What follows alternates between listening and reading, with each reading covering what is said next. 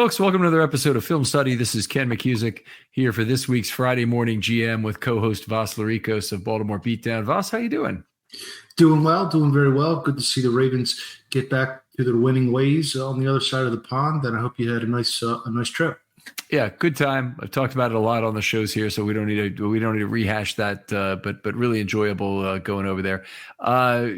The trade deadline coming up now is probably the biggest GM event on the current football horizon. Take us through your high-level thoughts on that. Absolutely. So, there's been a lot of banter back and forth among the Ravens flock. Who should the Ravens target? They need to make a move. They need to make an impact move. And in preparation for this podcast, we were looking to identify the needs. And I personally struggled to find too many needs because I do think this is the most complete roster the Ravens have fielded since their 2012 championship team. And in a way, Eric DeCosta already made his quote-unquote deadline moves with Jadeveon Clowney, Ronald Darby, and Kyle Van Noy. So personally, I would, for the most part, like to stand pat. I definitely don't want to part with any top 100 picks in the next draft.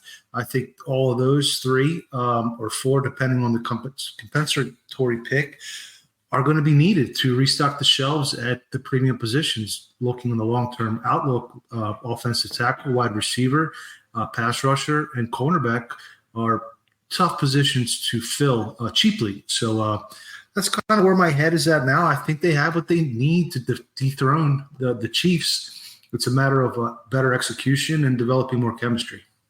All right. So we did agree that we'd each come up with a 3-2-1 in terms of where they might look for talent. I've certainly got that. Do you want to start with number 3? Sure. So my number 3 position to target would be free safety. And it's mostly due to the injury to Marcus Williams. Not only does he have the pectoral injury, but now a hamstring injury he suffered in the last game.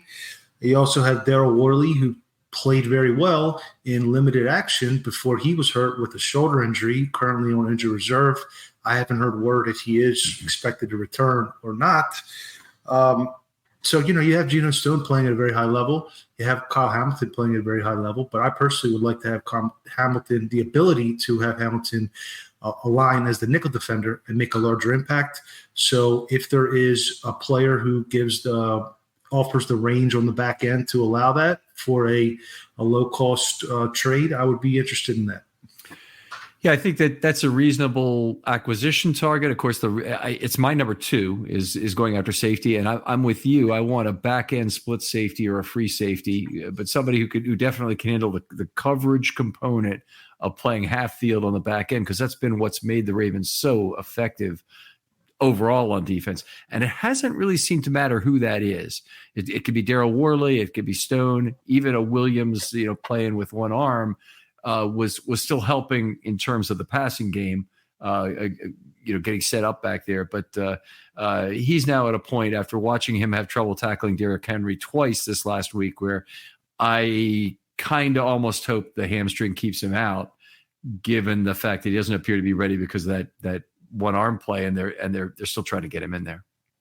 Right, and there's no word that the pectoral injury would heal itself in the meantime. And maybe he can become your nickel defender, but instead of playing the back end, instead of playing closer to the line, the slot, play the back end potentially.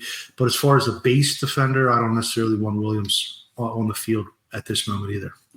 Right. It's a good point. I mean, in base, you might be more likely to face a run anyway. And but even in base, if they're starting from a cover 2 look, which they can do, they didn't this last week against Tennessee.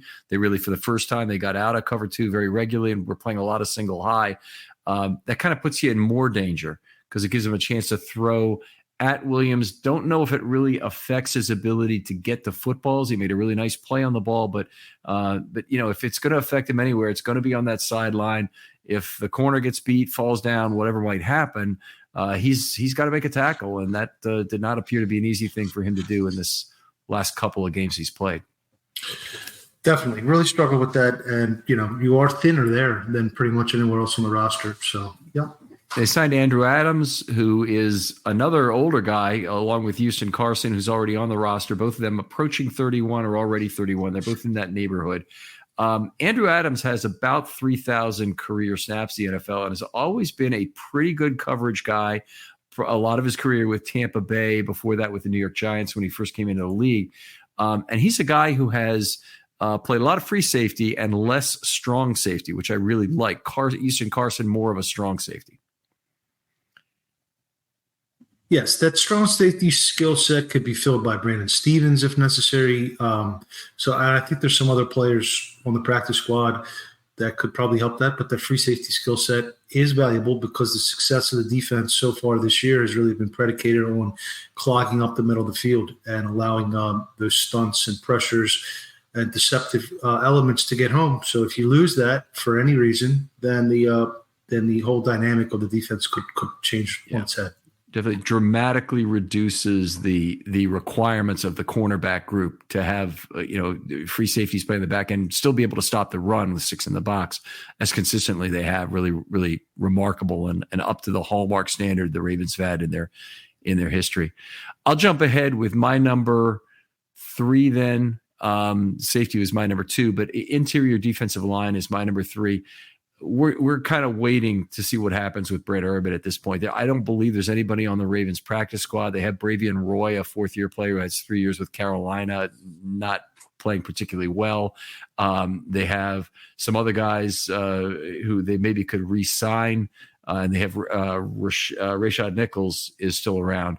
So they've got players they could get in there. But if you're really talking about a 20-snap a game guy, which I think is what they'd want if Urban is not able to play, I'm not sure they have that guy right now on the practice squad. And it would be nice to pick up just a competent defensive lineman. And the nice thing about the Ravens right now is I think they could do it at one of several positions. I think they could get a 1, a 3, or a 5 because some of their players, like, say, Travis Jones, could move to a 3 and Washington could move out to 5 to take Urban's primary component of the role. I think they have some flexibility given the personnel they have right now, but it really feels to me like they need a little more defensive line depth, and I'm not even accounting for potential future injuries with that group. So that's actually my number 2 is down lineman. I would prefer a 3 or a 5 technique, maybe someone in the Calais Campbell, Trevor Pryce kind of size and shape. You can never have too much pass rush. And when you're facing some of these top echelon quarterbacks, hypothetically in the postseason, they're very good at evading edge pressure. But pressure in their face disrupts Mahomes, it disrupts Allen, it disrupts everybody. Tom Brady, obviously. So that would be my number 2, not only for this year, but ideally could be a player that could be retained next year because they're losing quite a few pieces. With the stinger that Brent Urban is dealing with right now, you're already pretty short with 5 to begin. So if you're down 1, down to 4, and I think it's also likely that a player acquired could be an upgrade from Broderick Washington from a pass rushing standpoint. So that really would be a place where I think it would make some sense. I'm pretty content with the outside linebacker rotation, as I know you are as well, with Clowney and Van Noy stepping up. And Away getting back on the practice field yesterday. So that would be the place I really think on defense. That could be the icing on the cake, cherry on top type of move. Just add one more penetrator into that rotation and really cause some havoc in the postseason. So are you saying you'd like to go more expensive on the IDL, or you'd go for basic level of competence, 20 snaps a game? We're not trying to get a workhorse here. I think it depends on how much team control you have after this year. If it's a 3rd-year player or a guy with another couple years on his contract at a reasonable cost, I would be willing to go a little bit more. If not, you might be able to just sign somebody off the street, especially if you just want a 0 or a 1 technique. Those guys hang around till Halloween and Thanksgiving sometimes. Yeah. Yeah, that's exactly what the Ravens did in 2018 with Jelly Ellis and D'Amato Pecco. So those are good pickups. Okay, your number 1 position then. Did we do your number 2 yet? My number 2 was safety. Oh, okay. So my number 1 is yes. My number 1 is left guard, and again, I did struggle to kind of put this list together. I considered running back. I considered even a hybrid tight end as a potential need or a potential something that could help out, or a backup cornerback. Running back, just for a quick tangent, Justice Hill, just saw a chart put out by Sumner Schwartz, which is an analytical. Hill is top 5 among all running backs in success rate this year and top 8 in EPA per rush this year out of all running backs. So I don't think the juice is worth the squeeze upgrading tailback. Going back to left guard, John Simpson has been the weakest link for the most part. In an ideal world, you get a stud franchise cornerstone left tackle at the deadline and move on from Ronnie Stanley. But what would you do with Stanley in the meantime, number one? Number two, it's very rare that a left tackle comes available without some type of concerns. We remember Eugene Monroe, which is probably Ozzie's biggest deadline deal he ever made, didn't have the work ethic. So if you can upgrade from Simpson with a player that can also lend a little bit of assistance to Stanley, and also, again, be part of the solution in 2024, where you're looking at a very uncertain situation at the guard positions, that would be my target. I'm with you in the sense that both guard positions are uncertain. 2024 is up in the air. The Ravens do have some additional options on the interior. Mustafa played well at center. They might try him at guard. He's a big man. I think he's better at center, honestly, than he is at guard, because just the relative size seems to work in his advantage there. The other thing, Ben Cleveland, I think they probably want him at right tackle to be the backup, but he's just probably much better suited to being a left guard or a right guard for that matter. But I'm with you in the sense that Zeitler appears to be gone next year. Honestly, he's not played that well this year. And he's a guy that I want to, Andrew Voorhees is hopefully going to replace him next year. Let's put it that way. Simpson has not worked out the way the Ravens would have hoped. Certainly, I was much more hopeful. The penalties have persisted. So I understand your need for a left guard, but my choice is going to left tackle. And I think I would approach the problem a little differently. So they've got 3 ways they can solve the left tackle issue going forward. One is you can trade for a player at this deadline or possibly during the offseason as well. Either one is possible, but you have many more motivated sellers at the trade deadline than you have during the offseason. And I'm not even defining yet whether you're going stud or developmental player, because I think you could do either. And then, of course, you can sign somebody in the offseason. That's probably the least likely because of the Ravens' current cap situation to go out and really pay some money to sign somebody. They got very lucky with Morgan Moses, but Morgan Moses is a right tackle. And, a left tackle is just a premium number. They're going to have to pay for that. Or they can go out and find in the draft. It's supposed to be a good year for draftable tackles.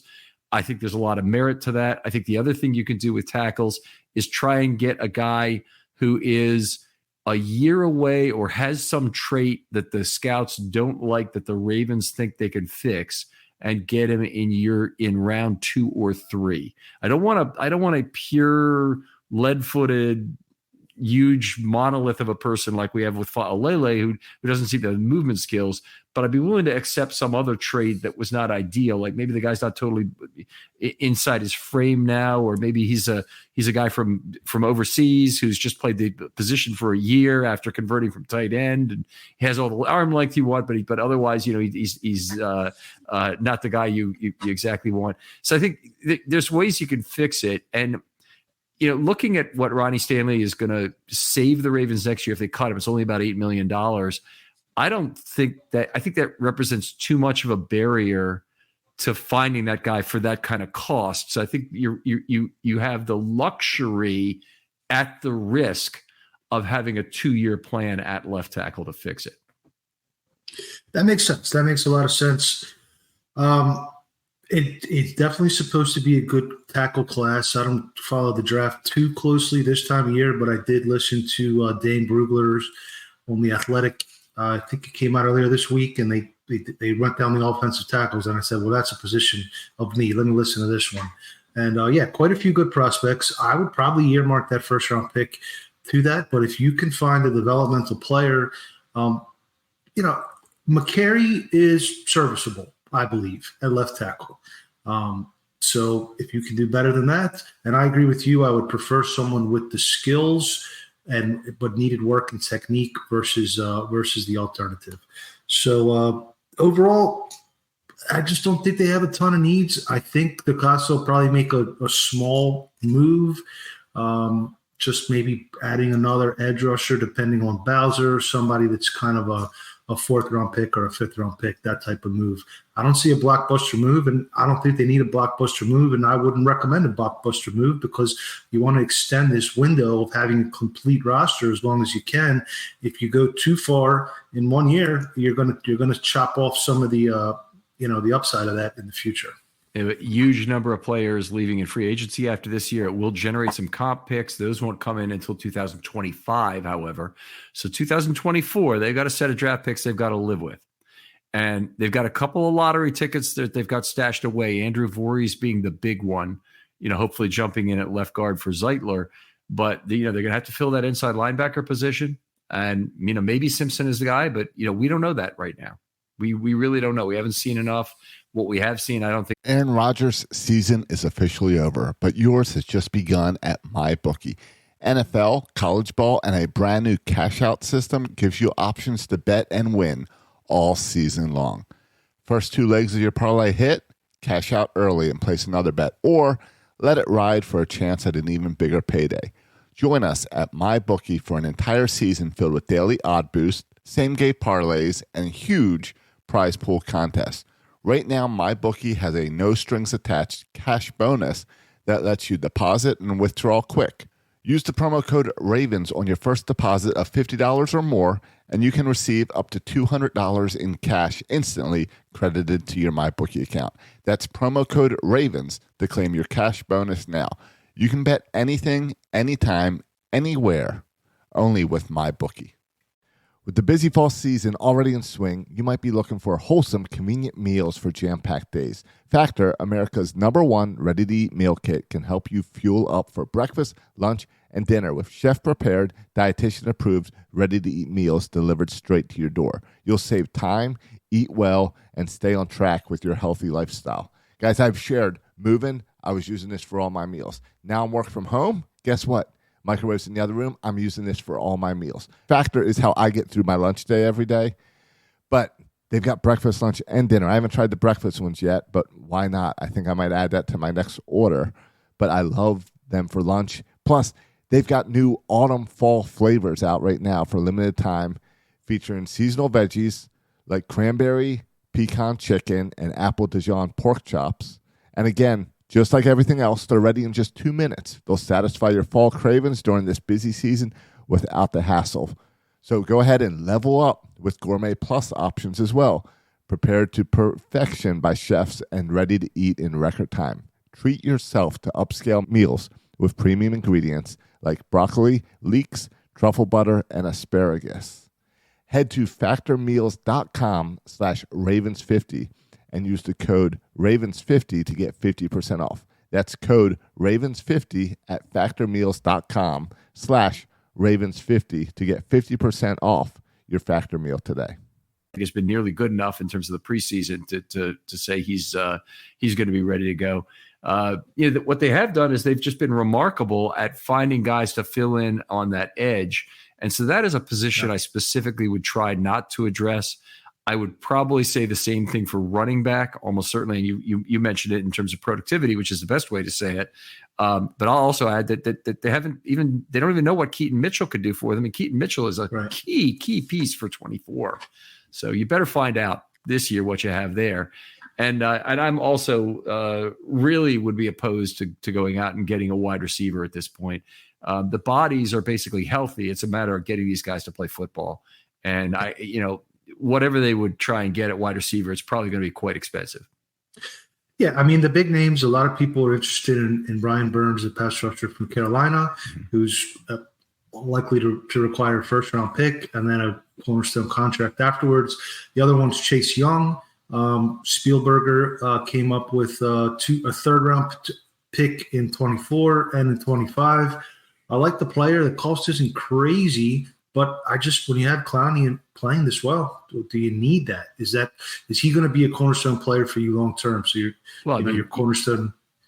I don't think you can afford him. He's a rental for this year only. So that's why he's as cheap as he is. If it were a 4 and a 3 and we're really trading away what would effectively be a comp pick in the third round from the 25 draft, I think I'm more interested in that because there's a lot of variation in value within the third round.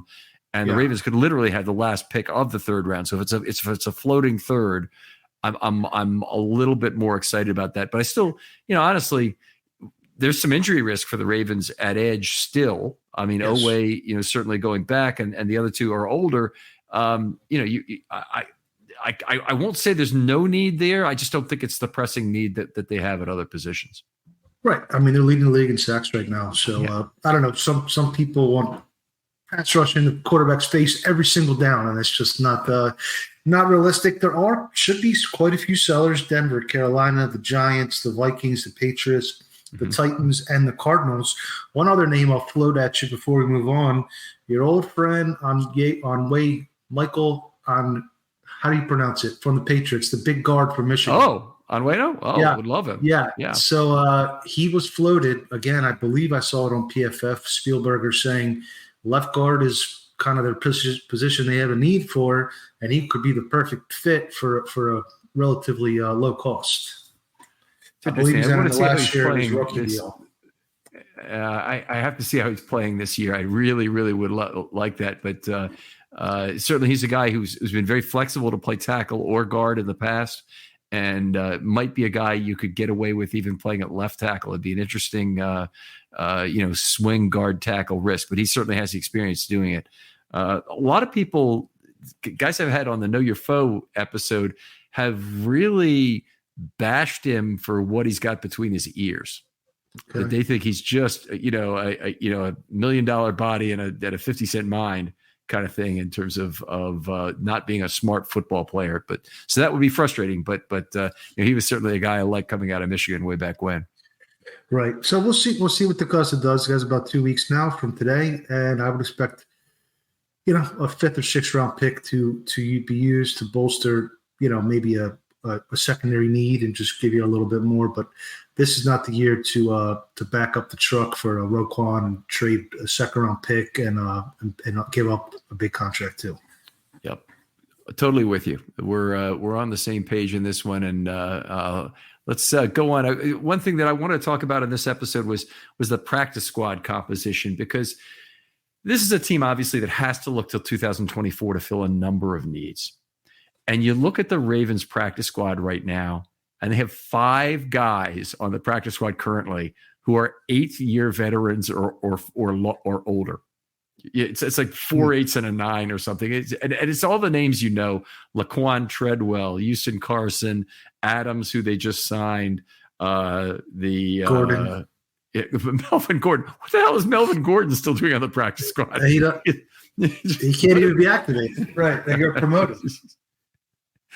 And they had Kenyon Drake, and they cut him, another 8th-year player, to pick up another 8th-year player. But my problem is that they've only really got about 4 or 5 guys right now on that practice squad who are legitimate possibilities of being on the team next year. And Tayshaun Manning would be one of them. And by the way, he's one of the possible fixes at guard, or at least in terms of guard depth for next year, and maybe playing a starting role at some point in the future. But Manning is one. Lucien is a guy who's been around the entire time and is trying to learn how to play safety, as I understand it. But he's a defensive back, cornerback, safety. So he certainly could play into the Ravens' depth in 24. I don't think we'll see him, even with the amount of trouble they're having at safety. I don't think he's somebody we're going to see this year.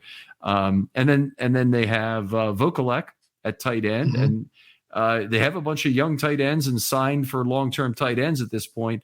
It becomes a question of, does he replace Ricard somehow, or, what's going on? I'm not of the opinion right now that the Ravens are going to easily let Ricard slip from their fingers next year, even at $4 million. I mean, he's still a big part of this Monken offense.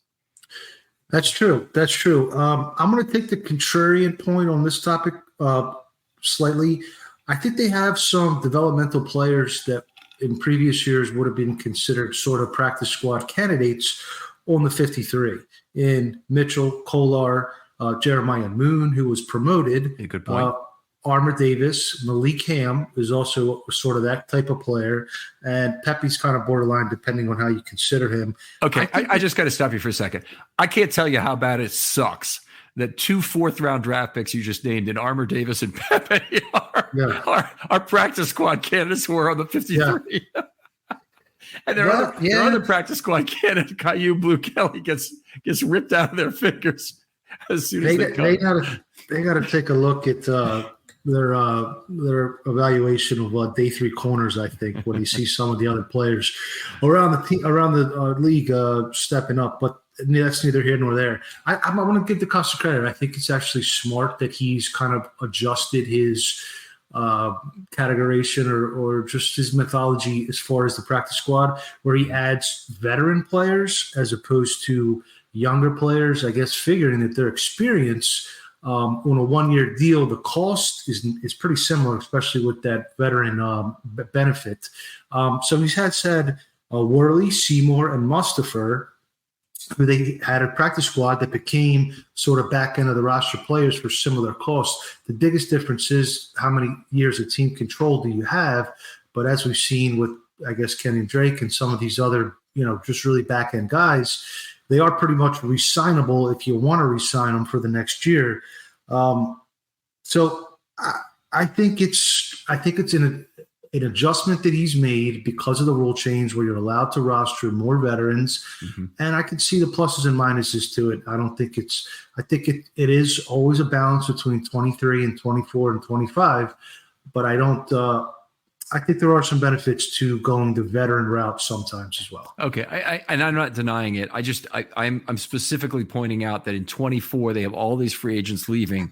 You need to have more lottery tickets on your practice squad of players you think really might move up. And obviously there's certain players, you just can't hide them on the practice squad for a year waiting for somebody to come up. So you're right. If that's the thing, right. It's the guys like, and somebody like Manning, by the way, he may be gone before the end of the year, before they get a chance ever to activate him, because, that replacement level drops like hell as the season goes on the offensive line in particular. And so he's a guy who they well may lose, but I would hope that they would have other players. Honestly, if time rolls on here, it wouldn't shock me if Saleh would be cut and Manning would be brought up, given Saleh's obvious, non-readiness to play. Right, rawness. I think the Costa kind of uses the 53 as who do we want to protect for next year? Yeah, at least more than who do we need to play this year? Because now you can activate. Let's take Melvin Gordon versus Keaton Mitchell, for example. Gordon you can put on the practice squad. Mitchell you probably couldn't have passed it through. That's exactly true. Right. So that's sort of the way I see it. And I do think there's still that opportunity. What is it, in January, where they can start looking at the futures contracts. They use that for both Simpson and Trayvon Mullen, I believe, this year. So I do think that maybe as you get a little bit deeper in the season, that's when you kind of turn it over to a little bit more, who else can we protect with an eye towards the future? Right. All right. One more topic we need to discuss, I think, is the current status of Tyus Bowser. Obviously, this has been a really lost year for Tyus, obviously, because he hasn't got on the field. But it started with that awful video of him coming into camp with the big limp, and you wonder, oh my God, how long is he going to be out this time? And obviously he's on an NFI designation, which means he's had an injury away from the facility. The Ravens obviously are not happy about it in terms of what's happened. They don't use that designation lightly. They haven't talked about how it occurred, but now there's some language that Harbaugh is using in terms of that might be leading. How do you interpret it? Yeah, I think there's some financial incentive to this whole situation here. Harbaugh used the words "balls in his court." He also said there's some things we're working through. There's a bit of uncertainty there, and according to the rules of the NFI, per Brian McFarland, the Ravens are receiving a 1/18th of his annual salary credited back for each week that he's on the NFI. And I wouldn't be surprised if the Ravens said at this point, we don't know what we're going to get from him. And if he's going to be nursing his injury to the point where he's not benefiting the team very much. Maybe they'd rather just take the cap space. Yeah, I don't know where they what is their allowance for keeping a player on NFI. Whether the player can say, "Wait a minute, I'm ready to play." I think it's got to be the team's determination on this. I would think it has to be. But the way that Harbaugh is talking about it, it's that Bowser has to make a decision between some sort of season-ending surgery or potentially either working through pain or working with the injury as it is now and getting surgery at the end of the season or whatever it might be. Obviously not being specific beyond that, but that was the impression I was getting from the language that was used, that it related to that.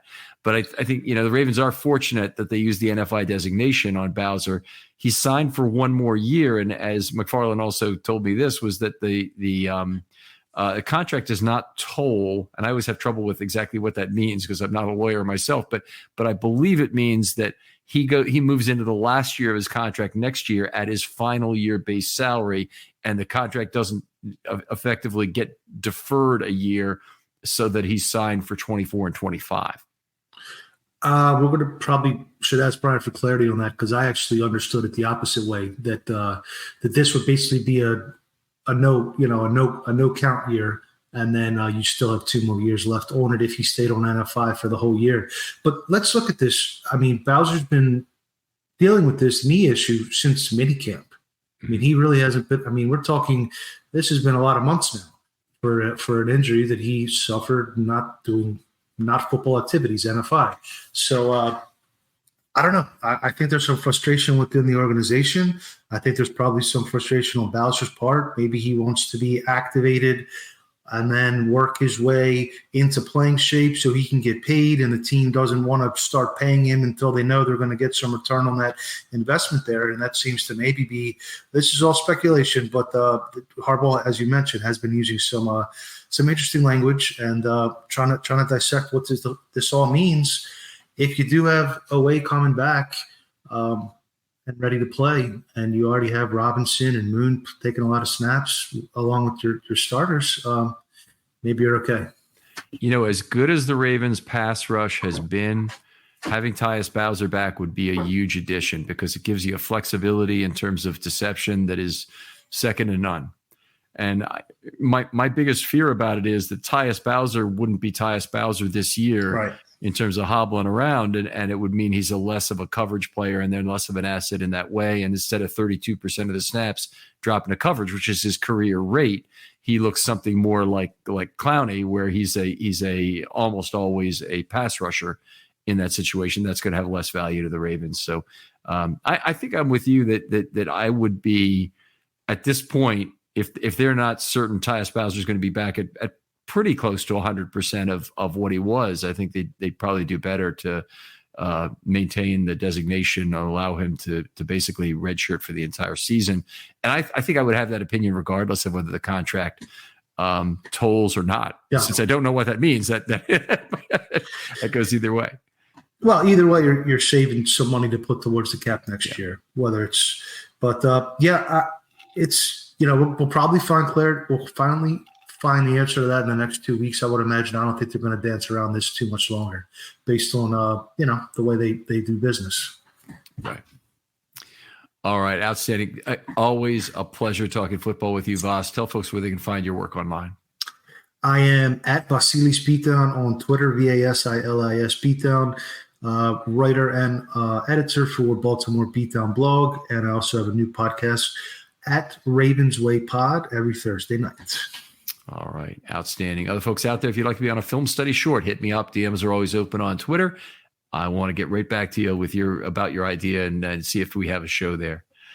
For Vas Laricos, this is Ken McCusick saying, we'll talk to you next time on Friday Morning GM.